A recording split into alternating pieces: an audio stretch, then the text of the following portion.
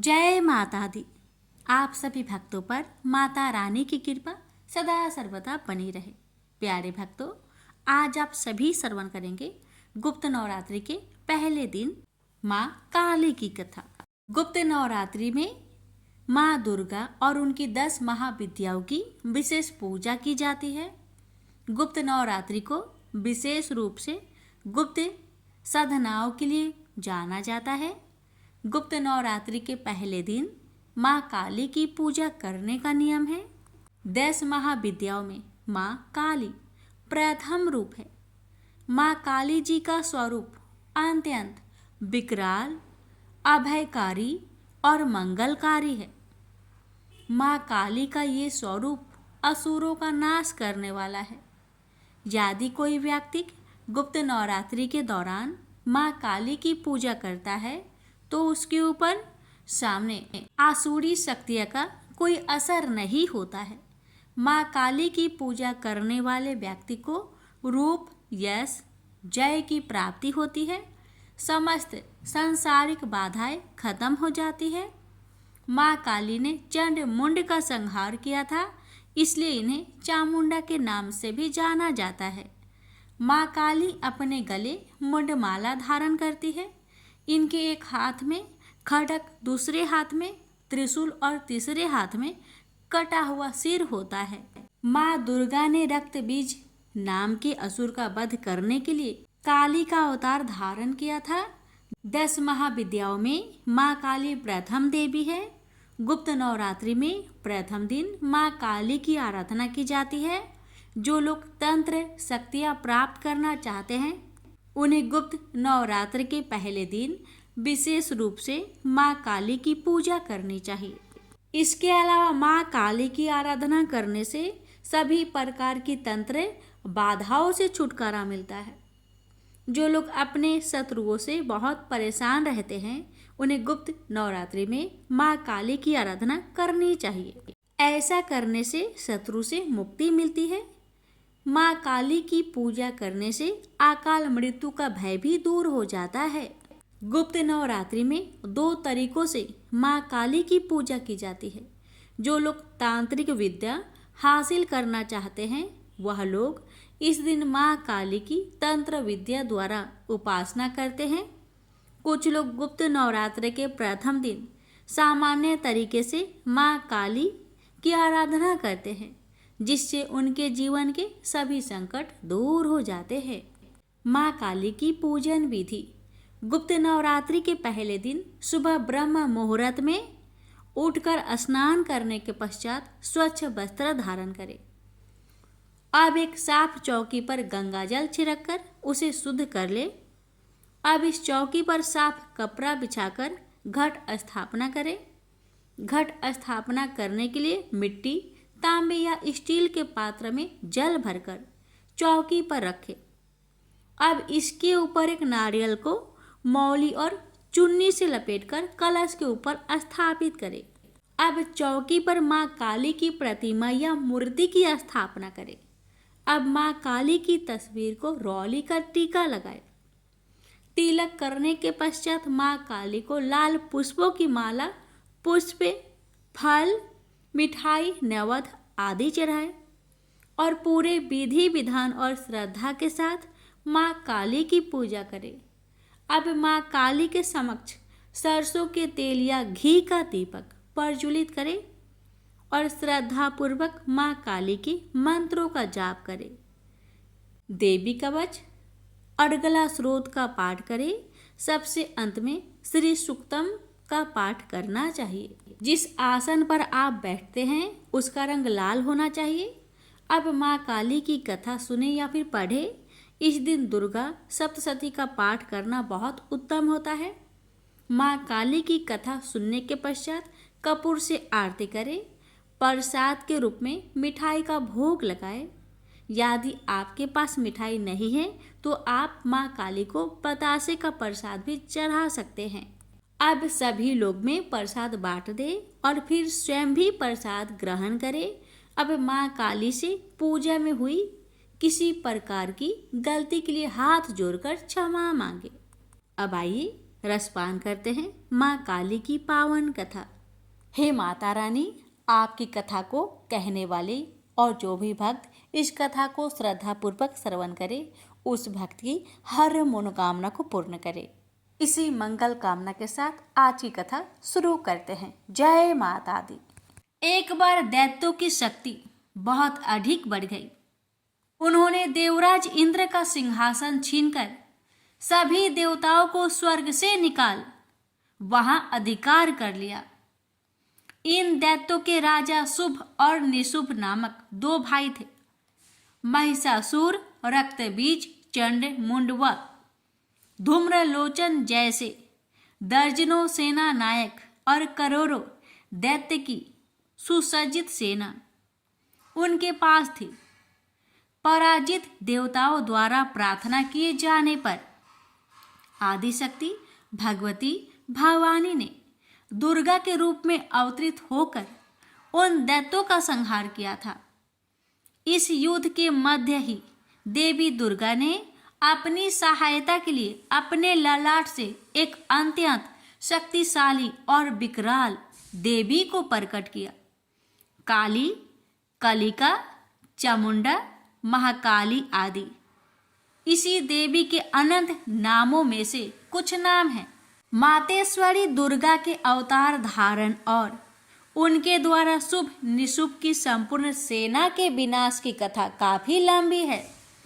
जब भगवती भवानी दुर्गा ने शुभ निशुंभ के सेनापति धूम्रलोचन को सेना सहित यमपुरी पहुंचा दिया, तो दैत्यराज शुभ ने चंड मुंड को आदेश दिया कि वो देवी को पकड़कर उसके पास लाए। आज्ञा पाते ही दैत्यों ने जगदम्बा दुर्गा को चारों ओर से घेर लिया और उन्हें पकड़ने मारने की चेष्टा करने लगे। यह देख देवी को बहुत क्रोध आया। क्रोध के कारण उनका मुखमंडल काला पड़ गया, भवें वक्र हो उठी। उसी समय उनकी भौवें के मध्यवर्ती भाग और ललाट से विकराल मुख वाली काली नामक देवी प्रकट हुई। अत्यंत भयंकर और शक्तिशाली होने के बावजूद काली मां का शरीर अत्यंत कृशकाय था। उनके शरीर में नाम मात्र का मांस था, केवल अस्थि पंजर नजर आता था, जिससे वे अत्यंत भयावह दिखाई पड़ रही थी। काली, कालिका, महाकाली, चामुंडा और चामुंडा आदि नामों से विख्यात चार भुजा वाली यह देवी अपने हाथों में तलवार, पास और विचित्र खड्ग धारण किए हुए थी। वह चीते की चमड़े की साड़ी पहने नर मुंडों की माला से अलंकृत थी। भवानी दुर्गा के मस्तक से प्रकट होने के बावजूद काली मां का स्वरूप अत्यंत विकराल था। वे काफी लंबी पतली थी और किसी भी वाहन पर सवार नहीं थी। उनका मुखमंडल बहुत अधिक बड़ा था। उनकी लंबी जीभ काफी बाहर तक निकली हुई थी। उनकी आंखें अंगारों की तरह दहक रही थी और अपनी भीषण गर्जना से पृथ्वी आकाश को कपा रही थी। अपनी घोर गर्जना से सभी दिशाओं को गुजाते हुए मातेश्वरी काली बड़े वेग से दैत्यों की सेना पर टूट पड़ी और उनका भक्षण करने लगी। वे पार्श रक्षकों, अंकुशधारी, महावतों, योद्धाओं तथा अनेक हाथियों को एक ही हाथ में पकड़कर अपने मुख का ग्रास बना रही थी। किसी को बालों से पकड़ लेती, किसी का गला दबोच लेती, किसी को पैरों से कुचल डालती और किसी को छाती के धक्के से गिराकर मार देती। वे असुरों के फेंके हुए बड़े बड़े अस्त्र शस्त्र मुंह से पकड़ लेती और रोष में भरकर उनको दांतों से चकनाचूर कर डालती। काली द्वारा अनेक दैत्य तलवार के घाट उतर गए, अनेक खटवांग से पीटे गए और कितने ही असुर दांतों के अग्रभाग से कुचले जाकर मृत्यु को प्राप्त हुए। इस प्रकार देवी ने असुरों की उस समस्त सेना को क्षण भर में ही धराशायी कर दिया। अपनी सेना का विनाश होते देख चंड काली देवी की ओर दौड़ा। महादैत्य मुंड ने भी अत्यंत भयंकर बाणों की बौछार तथा हजारों चक्र एवं अन्य शस्त्रों से भयानक नेत्रों वाली देवी को आवृत कर दिया। वे चक्र देवी के मुख में समाते हुए ऐसे जान पड़ रहे थे मानो सूर्य के बहुतेरे मंडल बादलों के उदर में प्रवेश कर रहे हो। मातेश्वरी काली दैत्य सेनापति मुंड द्वारा चलाए गए अस्त्र शस्त्रों का भक्षण करते और अनेक राक्षसों को अपने शस्त्रों में समाप्त करते हुए विकट अट्टहास करती जा रही थी। इसी समय भगवती काली ने दूसरे दैत्य सेनापति चंड को अपनी ओर आते देखा। क्रोध में भरकर काली माई ने चंड पर आक्रमण कर दिया। एक हाथ से उसके केस पकड़कर दूसरे हाथ से उसकी गर्दन काट उसे यमलोक पहुंचा दिया।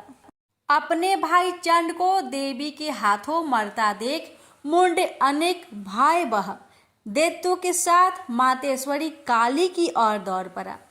तब देवी ने रोष में उसे तलवार से मारकर धरती पर सुला दिया। महापराक्रमी चंड और मुंड के मरते ही शेष सेना आतंकित होकर भाग गई। उसी समय काली ने चंड और मुंड के मस्तक हाथ में लेकर जगदम्बा दुर्गा के पास जाकर प्रचंड अट्टहास करते हुए कहा, देवी, मैं चंड मुंड नामक इन दो भयानक असुरों के मस्तक आपको भेंट करने के लिए लाई हूँ। इस पर कल्याणमयी दुर्गा ने काली से मधुर वाणी में कहा, देवी, तुम चंड और मुंड को मारकर मेरे पास आई हो, इसलिए संसार में तुम्हारा एक नाम चामुंडा भी होगा। मातेश्वरी काली द्वारा चंड मुंड और अनेक सैनिकों के मारे जाने पर दैत्यराज शुंभ स्वयं अपने सभी सेनापतियों सहित युद्ध के लिए वहां आ गया। कई करोड़ असुर सैनिक उनके साथ थे। उस समय सभी मात्र शक्तियां भी देवी की सहायता के लिए युद्ध क्षेत्र में आ गई। दोनों ओर से भीषण अस्त्र शस्त्र चलने लगे। इस समय मातेश्वरी काली सभी मात्र शक्तियों से आगे रहकर रणभूमि में विचरने लगी।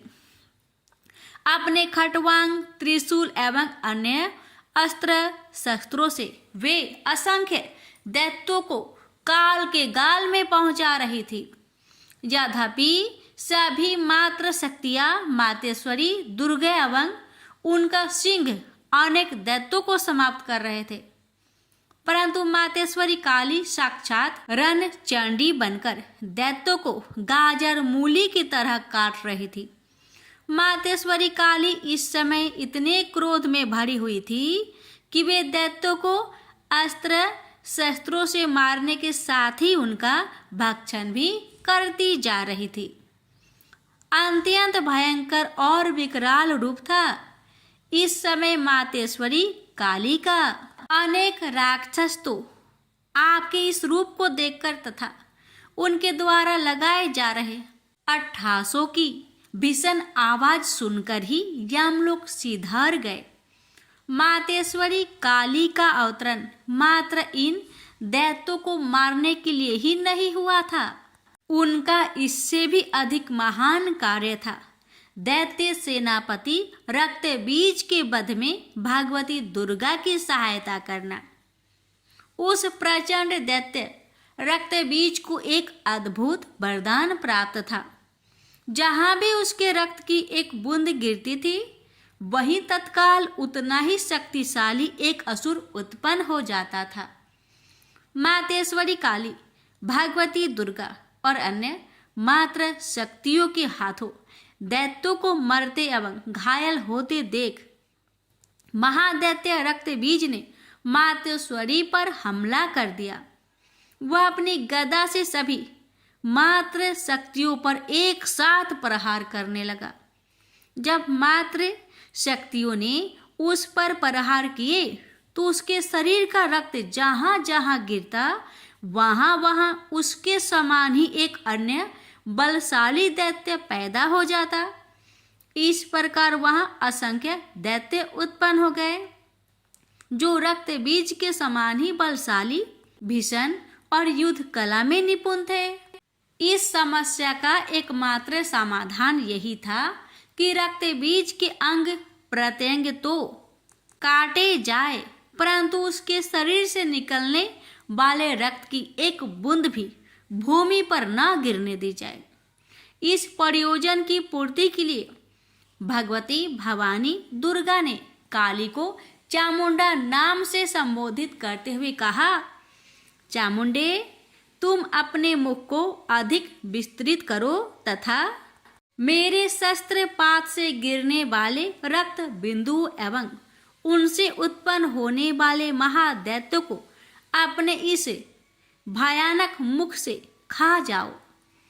इस प्रकार रक्त से उत्पन्न होने वाले महादैत्यों का भक्षण करती हुई तुम रण में विचरती रहो। ऐसा करने से उस दैत्य का सारा रक्त खत्म हो जाने पर वह स्वयं भी नष्ट हो जाएगा। जब तुम उन भयंकर दैत्यों को खा जाओगी तो दूसरे दैत्य नहीं उत्पन्न हो सकते। मातेश्वरी दुर्गा की यह बात सुनकर भगवती काली ने अपना आकार बहुत बड़ा कर लिया। इस प्रकार उन्होंने रक्त बीज के रुधिर के पान और दैत्यों के भक्षण हेतु महाकाली का विकराल रूप धारण कर लिया। भगवती दुर्गा, जो इस समय क्रोध के आवेग में रणचंडी अर्थात देवी चंडिका बनी हुई थी, अपने भीषण शूल से उस महादैत्य रक्त बीज पर प्रहार किया। फलस्वरूप उसके शरीर से रक्त की धार बहने लगी, जिसे तत्काल ही मातेश्वरी काली ने अपनी लपलपाती जुआ द्वारा उधर स्वस्थ कर लिया। भगवती भवानी ने रक्त बीज पर प्रहार जारी रखी। उसके शरीर में स्थान से रक्त की धारा बहने लगी। रक्त बीज महाबलशाली और भयंकर दैत्य था, अतः उसके शरीर से बहुत अधिक रक्त बह रहा था, परंतु उसका जितना भी रक्त बह रहा था, काली माँ अर्थात देवी चामुंडा उसे तत्काल पीती जा रही थी। इस रक्त को पीते समय रुधिर से काली के मुख में जो महादैत्य उत्पन्न हुए, उन्हें भी वे उद्रस्त करती चली गई। इस प्रकार भगवती दुर्गा रक्त बीज पर प्रहार करती रही और मातेश्वरी काली उस रुधिर का पान करती रही। इस समय रक्त बीज के रक्त और उनसे उत्पन्न असंख्य दैत्यों को भक्षण करने के लिए भगवती काली ने अपने मुख का आकार अत्यंत विस्तृत कर लिया था। उन्होंने संपूर्ण रणभूमि में अपनी जीवा को फैला दिया था। रक्त बीज तथा अन्य सभी असुरों को मारने के पश्चात मातेश्वरी काली सभी मात्र शक्तियों सहित भगवती दुर्गा में लीन हो गई। शास्त्रों में मातेश्वरी काली के इस स्वरूप को चामुंडा कहा गया है, जबकि जन सामान्य उन्हें मातेश्वरी काली, काली माई अथवा महाकाली ही कहता है। माँ काली के अधिकांश आराधक, उपासक और तंत्र साधक मातेश्वरी के इस रूप की पूजा, आराधना और उपासना करते हैं। वैसे भगवती काली का यह रुद्र रूप दुष्टों और असुरों के लिए ही विकराल है, भक्तों के लिए तो आप दया का सागर है। वे कल भी ममतामयी मातेश्वरी थी, आज भी है और जब तक यह सृष्टि है तब तक रहेगी। प्रेम से बोलिए माँ काली की जय। हे माँ, आपकी कथा कहने वाले, सुनने वाले, हुक्कार भरने वाले सभी भक्तों पर अपनी कृपा सदा सर्वदा बनाए रखना। प्रेम से बोलिए काली मैया की जय। महाभागवत देवी पुराण पहला अध्याय की पावन कथा। श्री गणेश जी को नमस्कार है। श्री गणेश जी के चरण कमल के रागकन जो देवेंद्र के मस्तक पर विराजमान मंदार पुष्प के पराग कनों के समान अरुण वर्ण के है, वे विघ्नों के नाश करे।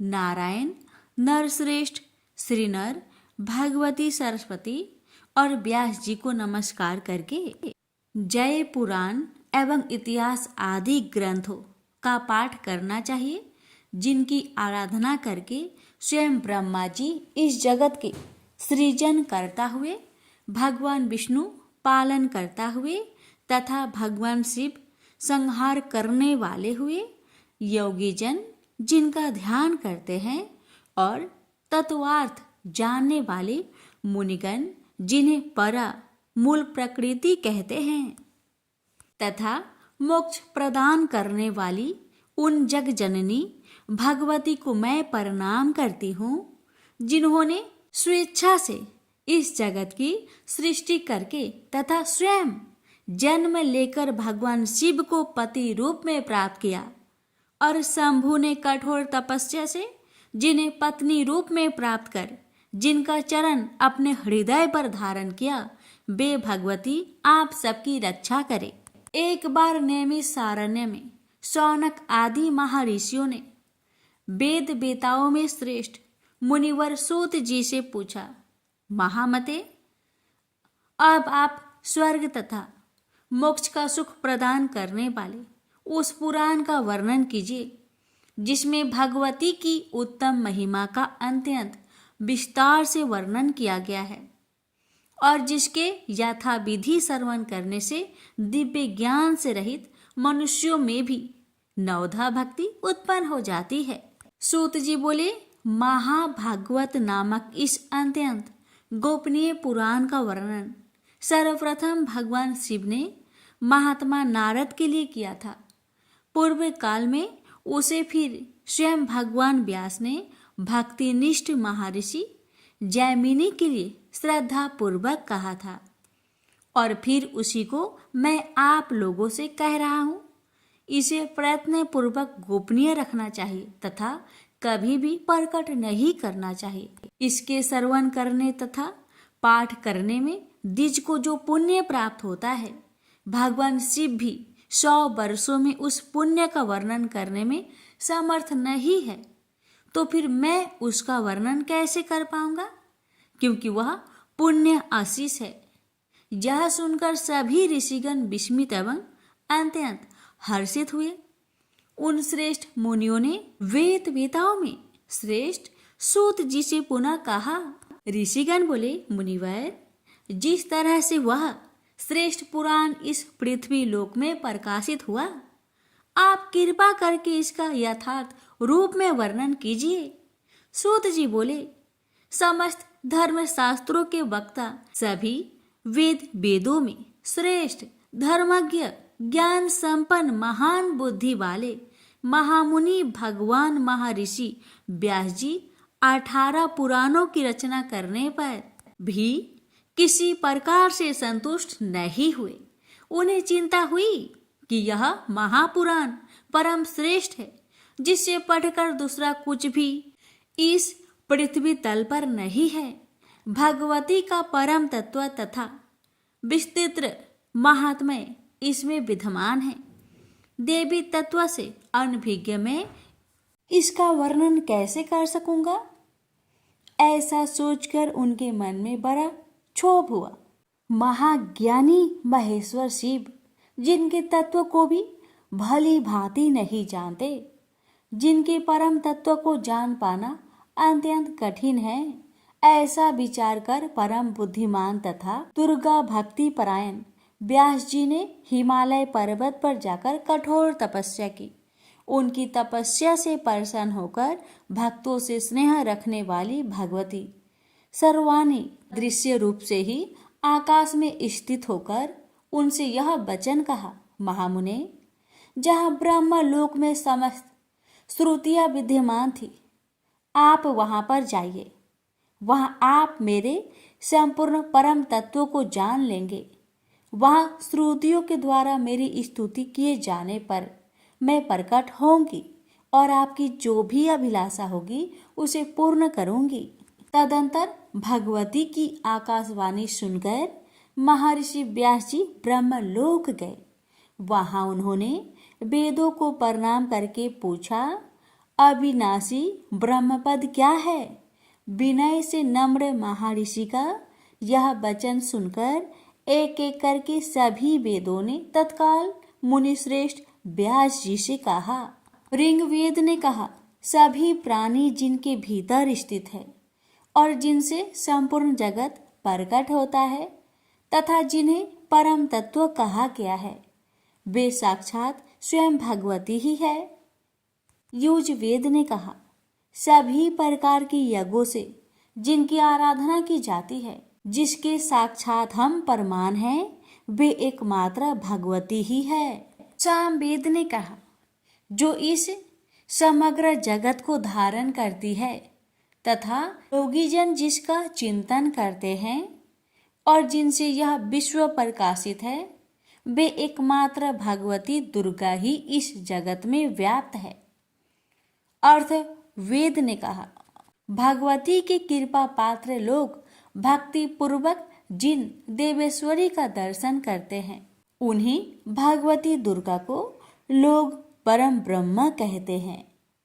सूत जी बोले, वेदों का यह कथन सुनकर सत्यवती पुत्र व्यास जी ने निश्चित रूप से मान लिया कि भगवती दुर्गा ही परम ब्रह्म है।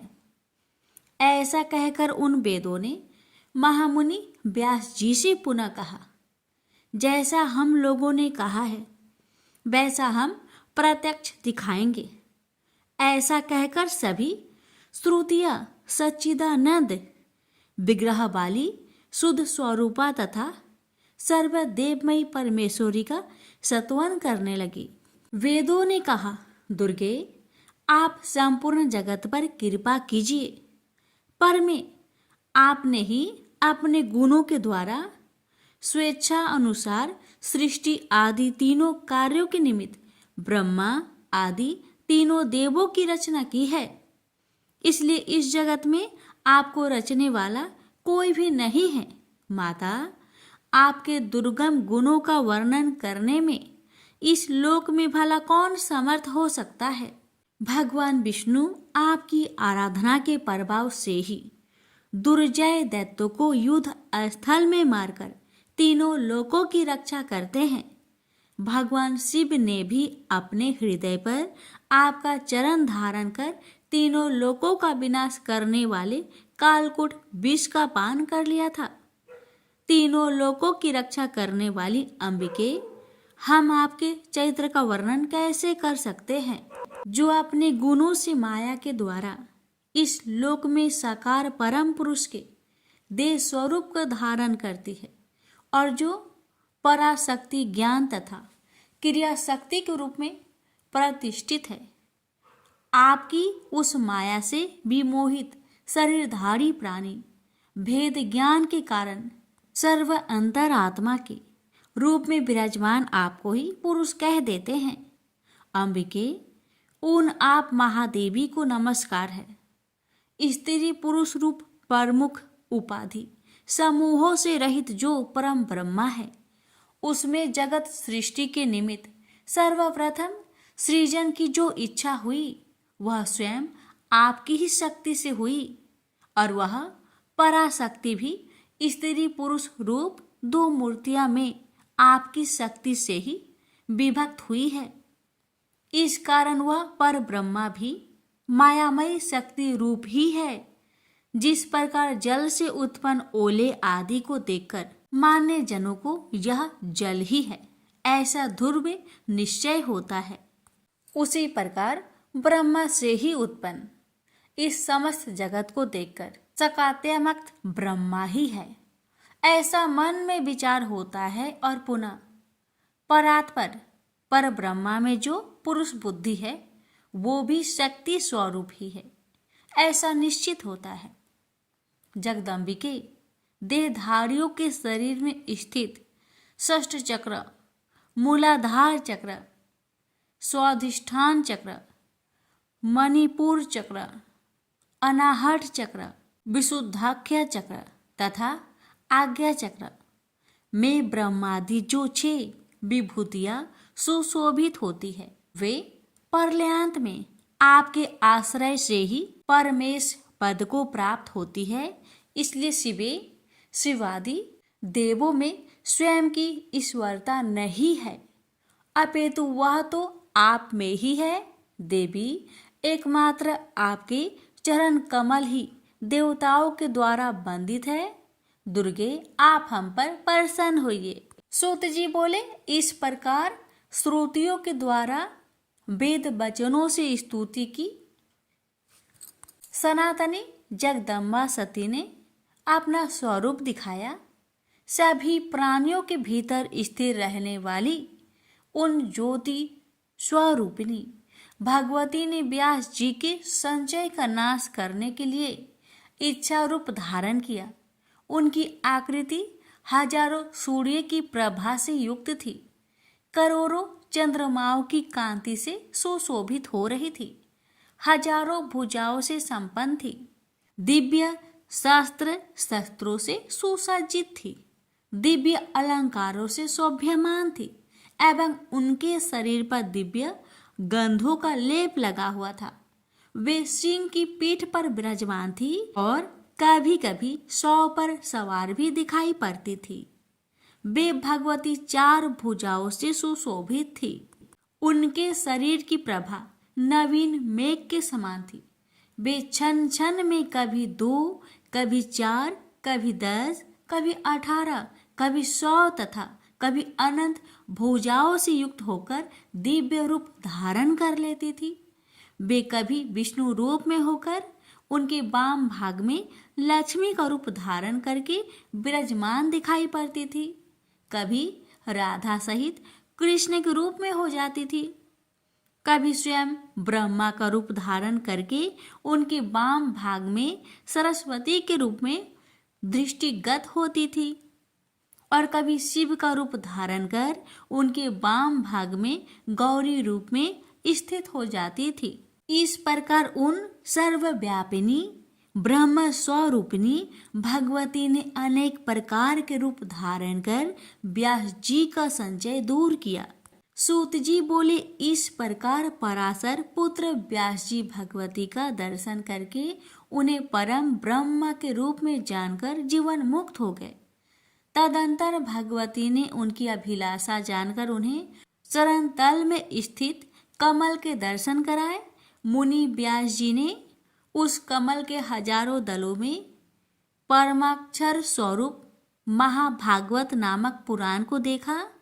द्विजो, तब सिर झुकाकर स्तुति करते हुए देवी को सादर प्रणाम करके कृतकृत्य होकर वे महर्षि व्यास जी अपने आश्रम चले गए।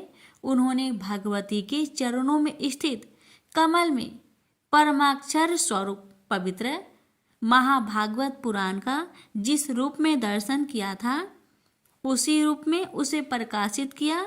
उन्होंने अत्यंत स्नेह पूर्वक मुझे वह पुराण सुनाया और मैंने उसे सुना तथा सम्यक रूप से हृदय में धारण किया। अब मैं स्नेह के कारण आप लोगों से उस पुराण का वर्णन करूंगा। आप लोग प्रयत्न पूर्वक इसे गुप्त रखिएगा। हजारों अश्वमेध यज्ञ तथा सैकड़ों वाजपेयी यज्ञ इस भागवत पुराण की 16वीं कला के भी तुल्य नहीं है। इस प्रकार महापात की प्राणियों की भी रक्षा के लिए इस भूलोक में महाभागवत पुराण प्रकाशित हुआ। यहीं पर श्री महाभागवत पुराण की प्रथम अध्याय पूर्ण हुआ। प्रेम से बोलिए जय माता दी। श्री दुर्गा सप्तशती पाठ का प्रथम अध्याय। मेधा ऋषि का राजा सूरथ और समाधि को देवी की महिमा बताना। महर्षि मार्कंडेय बोले, सूर्य के पुत्र स्वर्णी की उत्पत्ति की कथा विस्तार पूर्वक कहता हूँ, सुनो। स्वर्णी महामाया की कृपा से जिस प्रकार मनवंतर के स्वामी हुए उसका हाल भी सुनो। पहले स्वरोचिष नामक मनवंतर में चैत्र में उत्पन्न हुए सूरथ नाम के एक राजा थे। सारी पृथ्वी पर उनका राज्य था। वह प्रजा को अपने पुत्र के समान मानते थे, तो भी कोला विधुवंशी नाम के क्षत्रिय उनके शत्रु बन गए। दुष्टों को दंड देने वाले राजा सूरथ की उनके साथ लड़ाई हुई। कोला विध्वंसियों की संख्या में कम होने पर भी राजा सूरथ युद्ध में उनसे हार गए। तब वह अपने नगर में आ गए। केवल अपने देश का राज्य ही उनके पास रह गया और वह उसी देश के राजा होकर राज्य करने लगे। किंतु उनके शत्रुओं ने उन पर वहां भी आक्रमण किया। राजा को बलहीन देखकर उसके दुष्ट मंत्रियों ने राजा की सेना और खजाना अपने अधिकार में कर लिया। राजा सूरथ अपने राज्याधिकार को हार कर शिकार खेलने के बहाने घोड़े पर सवार होकर वहां से एक भयंकर वन की ओर चले गए। उस वन में उन्होंने महर्षि मेधा का आश्रम देखा। वहां महर्षि अपने शिष्यों तथा मुनियों से सुशोभित बैठे हुए थे और वहां कितने ही हिंसक जीव परम शांति भाव से रहते थे। राजा सूरथ ने महर्षि मेधा को प्रणाम किया और महर्षि ने भी उनका उचित सत्कार किया। राजा सूरथ महर्षि के आश्रम में कुछ समय तक ठहरे। अपने नगर की ममता के आकर्षक से राजा अपने मन में सोचने लगे, पूर्व काल में पूर्वजों ने जिस नगर का पालन किया था वह आज मेरे हाथ से निकल गया। मेरे दुष्ट एवं दुरात्मा मंत्री मेरे नगर की अब धर्म से रक्षा कर रहे होंगे या नहीं। मेरा प्रधान हाथी, जो कि सदा मद की वर्षा करने वाला और शूरवीर था, मेरे बीमारियों के बस में होकर न जाने क्या दुख भोग रहा होगा।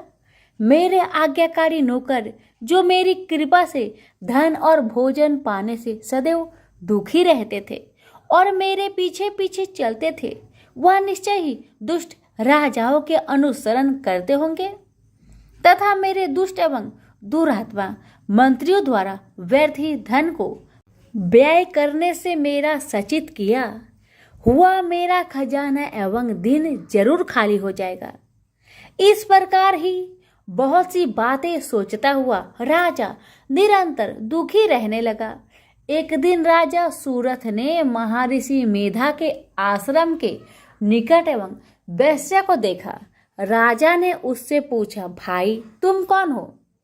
यहाँ तुम्हारे आने का क्या कारण है और तुम मुझे शोकाग्रस्त अनमने से दिखाई देते हो, इसका क्या कारण है? राजा के यह नम्र वचन सुन वैश्य ने महाराज सूरथ को प्रणाम करके कहा, हे राजन, मेरा नाम समाधि है। मैं धनियों के कुल में उत्पन्न एक वैश्य हूँ। मेरे दुष्ट स्त्री पुत्रादिकों ने लोभ से मेरा सब धन छीन लिया है और मुझे घर से निकाल दिया है। मैं इस तरह से दुखी होकर इस वन में चला आया हूँ और यहाँ रहता हुआ इस बात को भी नहीं जानता कि अब घर में इस समय कुशल है या नहीं।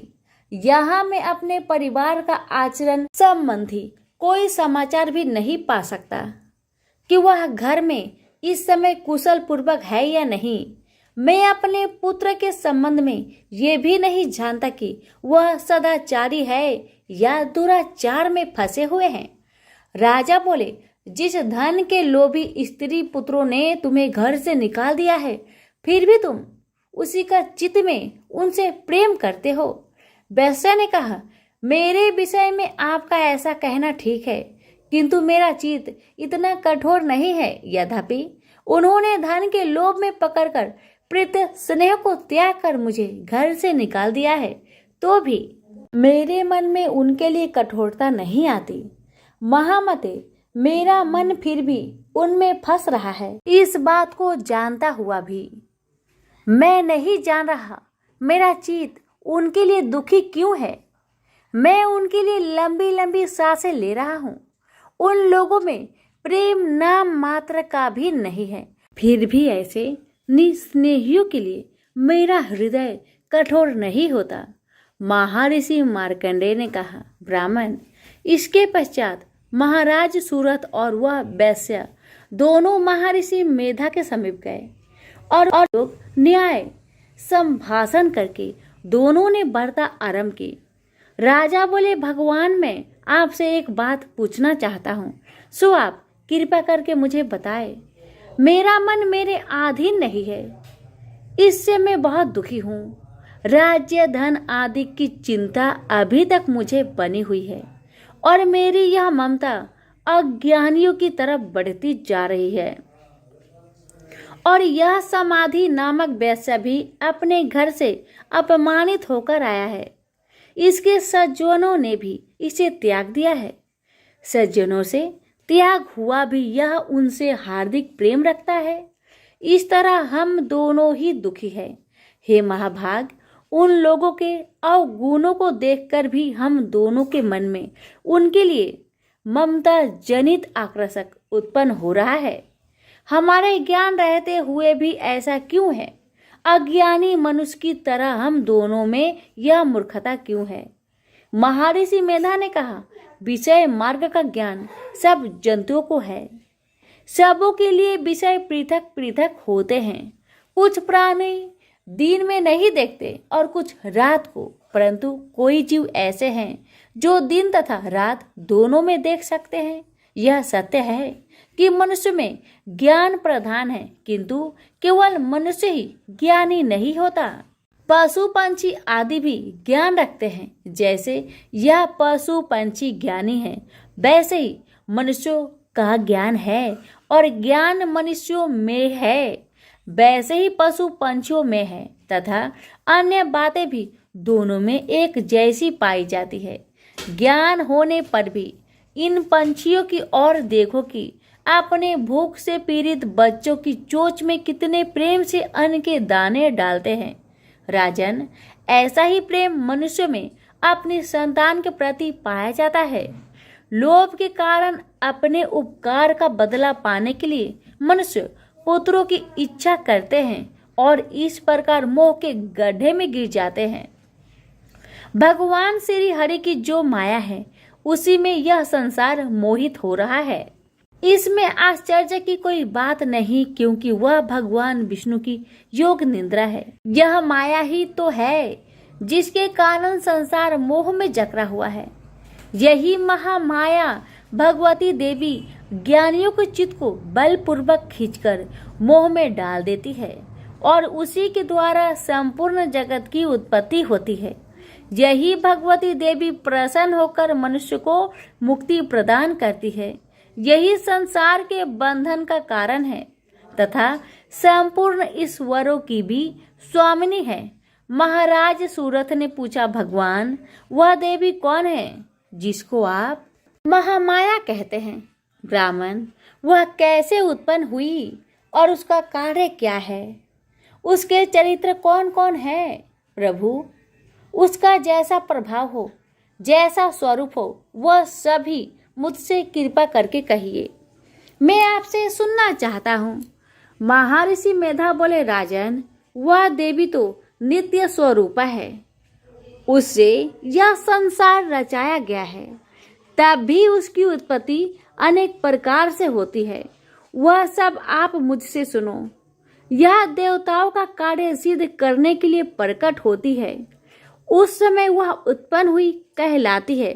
संसार को जलमय करके जब भगवान विष्णु योग निद्रा का आश्रय लेकर शेष शैया पर सो रहे थे, तब मधु केटप नाम के दो असुर उनके कानों के मैल से प्रकट हो गए। श्री ब्रह्मा जी ने जब उन दोनों को अपनी ओर आते देखा और यह भी देखा कि भगवान विष्णु योग निद्रा का आश्रय लेकर सो रहे हैं, तो वह उस समय श्री भगवान के जगाने के वास्ते उनके नेत्रों में निवास करने वाली योग निद्रा की स्तुति करने लगे। श्री ब्रह्मा जी ने कहा, हे देवी, तुम ही स्वाहा, तुम ही स्वधा और तुम ही वष्टकार हो। स्वर भी तुम्हारा ही स्वरूप है। तुम ही जीवन देने वाली सुधा हो। नित्य अक्षर प्रणव में आकार उकार मकार, इन तीनों में मात्रा के रूप में तुम ही स्थित हो। इनके अतिरिक्त जो बिंदु रूपा अर्ध मात्रा है, जिसका कि विशेष रूप से उच्चारण नहीं किया जा सकता है, हे देवी, वह भी तुम ही हो। हे देवी संध्या, सावित्री तथा परम जननी तुम ही हो। तुम इस विश्व को धारण करने वाली हो। तुमने ही इस जगत की रचना की है और तुम ही इस जगत का पालन करने वाली हो और तुम ही कल्प के अंत में सबको भक्षण करने वाली हो। हे देवी, जगत की उत्पत्ति के समय तुम सृष्टि रूपा होती है, पालन काल में स्थित रूपा हो और कल्प के अंत में संहार रूप धारण कर लेती हो। तुम ही महाविद्या, महामाया, महामेधा, महारात्रि और मोहरात्रि हो। श्री ईश्वरी और बोध स्वरूपा बुद्धि भी तुम ही हो। लज्जा, पुष्टि, तुष्टि, शांति और क्षमा भी तुम ही हो। तुम खंड धारिणी, शूल धारिणी, घोर रूपा तथा गदा, चक्र, शंख और धनुष को धारण करने वाली हो। बाण, भुसुंडी और पडिग यह भी तुम्हारे ही अस्त्र है। तुम सौम्य और सौम्यंतर हो।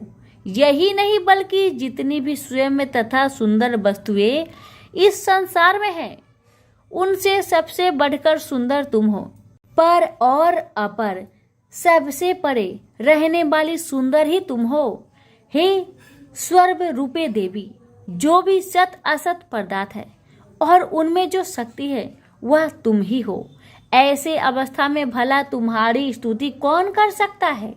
इस संसार के सृष्टि, पालन और संहार करने वाले जो भगवान हैं, उनको भी जब तुमने निंद्रा के वशीभूत कर दिया है तो फिर तुम्हारी स्तुति कौन कर सकता है।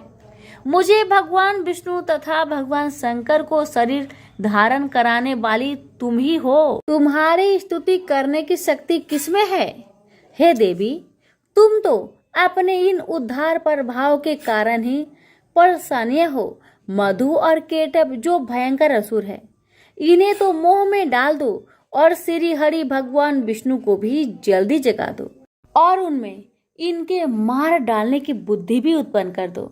महर्षि मेधा बोले, हे राजन, जब ब्रह्मा जी ने देवी से इस प्रकार स्तुति करके भगवान को जगाने तथा मधु और केटव को मारने के लिए कहा तो वह भगवान श्री विष्णु जी के सामने खड़ी हो गई। उनके ऐसा करते ही भगवान श्री हरि तुरंत जाग उठे और दोनों असुरों को देखा, जो कि अत्यंत बलवान तथा पराक्रमी थे और मारे क्रोध के जिनके नेत्र लाल हो रहे थे और जो श्री ब्रह्मा जी का वध करने के लिए तैयार थे। इस पर उन दोनों दुरात्मा असुरों के साथ भगवान श्री हरि पूरे 5000 वर्ष तक लड़ते रहे। एक तो वह अत्यंत बलवान तथा पराक्रमी थे, दूसरे महामाया ने भी उन्हें मोह में डाल रखा था। अतः वह श्री भगवान से कहने लगे, हम दोनों तुम्हारी वीरता से अत्यंत प्रसन्न हैं, अतः तुम हमसे कोई वर मांगो। भगवान ने कहा, यदि तुम मुझ पर प्रसन्न हो तो अब तुम मेरे हाथों से मर जाओ। बस इतना सा ही वर मैं तुमसे मांगता हूँ, यह दूसरे वर से क्या प्रयोजन है। महर्षि मोधा बोले, इस तरह से जब यह धोखे में आ गए और अपने चारों ओर जल ही जल देखा तो भगवान श्री हरि से कहने लगे, जहाँ पर जल न हो, सूखी जमीन हो, उसी जगह हमारा वध कीजिए। महर्षि मेधा कहते हैं, भगवान तथास्तु कहकर भगवान श्री हरि ने उन दोनों को अपनी जांघ पर लेटाकर उन दोनों के सिर काट डाले। इस तरह से यह देवी श्री ब्रह्मा जी की स्तुति करने से प्रकट हुई थी। अब तुमसे उनके प्रभाव का वर्णन करता हूँ, सो सुनो। प्रेम से बोलिए माता रानी की जय। यहीं पर हमारी श्री दुर्गा सप्तशती पाठ प्रथम अध्याय समाप्त हुआ।